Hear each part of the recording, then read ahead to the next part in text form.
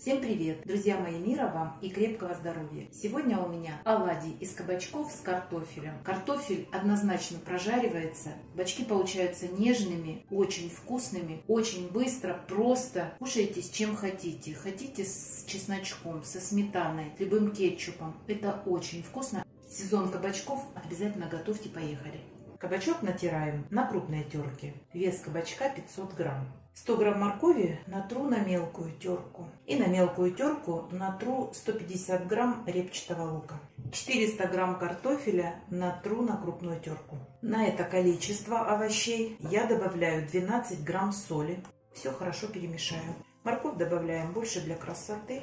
Лук для вкуса. Нет моркови и не добавляйте, а лук добавьте. Если не любите репчатый лук, добавьте зеленый, но только очень мелко порежьте и добавьте его где-то 30-40 грамм. Можно добавить зелень, все по желанию. Соль добавляю из расчета на килограмм овощей 10 грамм соли. Друзья мои, после того, как мы добавили соль, овощи начнут активно пускать сок. Оставим их минут на 5-7. Время вышло. Руками хорошо отожмите эту массу. Беру 3 яйца. Добавляю примерно 2 грамма соли, чтобы желток хорошо разбился. И выливаю к овощам. Добавлю буквально щепотку хмеля сунели. Можете добавить черный молотый перец. Можете вообще не добавлять никаких специй, если не любите. И тщательно перемешаю.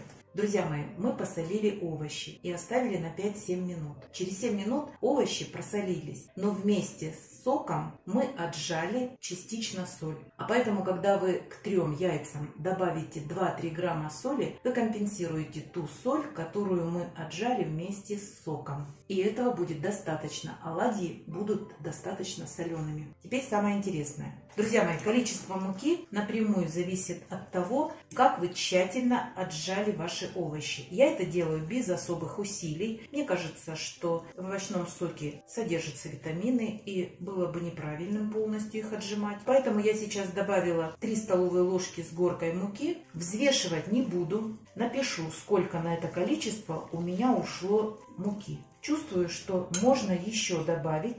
И вот добавлю буквально еще щепотку. Можно сказать, что я с горкой 3 столовые ложки муки на это количество добавила. Сейчас я вам покажу, с какой густоты получается масса. Вот посмотрите, вот такая. Как для оладьев. Друзья мои, перемешиваем и сразу идем обжаривать, потому что чем дольше будут стоять ваши овощи, тем активнее они будут выделять сок. А мы больше муки добавлять не будем, потому что мы делаем овощные оладьи, и вкус овощей нам мукой не следует перебивать. Друзья мои, обжариваем на растительном масле. Дно должно быть полностью покрыто маслом. Обжариваем на среднем огне. Если будем обжаривать на слабом огне, они у вас развалятся и не подрумянятся. А если вы будете обжаривать на сильном огне, они у вас сгорят и картофель будет сырой. Обязательно тщательно перемешиваем. И как только сковорода нагрелась, выкладываем оладьи. Я буду жарить на 2 сковородках. Я делаю высотой где-то примерно 1 сантиметр. Обязательно выкладываем оладьи на расстоянии друг от друга. Тогда они будут обжариваться со всех сторон. Обжариваем оладьи с каждой стороны по 2-2,5 минуты на огне чуть ниже среднего до золотистого цвета. Если у вас слишком быстро обжариваются оладьи и у вас не прошло 2,5 минуты, значит огонь слишком сильный. Если вы будете обжаривать на сильном огне, у вас останется внутри сырой картофель. Если на слабом, они не будут подрумяниваться. Выберите среднее. Я обжариваю на огне чуть ниже среднего. Прошло 2,5 минуты, и я переворачиваю оладьи. Как видите, у меня образовался приличный колер, и с другой стороны я буду их обжаривать также 2-2,5 минуты до золотистой корочки. Они очень легко переворачиваются, держат свою форму, потому что в них достаточно муки и яиц. Все, убираю немножечко меньше огонь. И 2,5 минуты жду.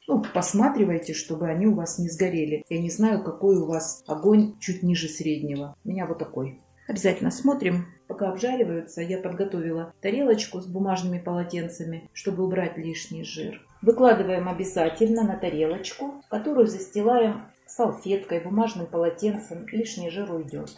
Вот такие красотки получаются. Сейчас дожарю и покажу, какая гора вкусных оладьев получается. А вы, друзья, не забывайте подписываться на наш с Петровичем канал. Пока-пока!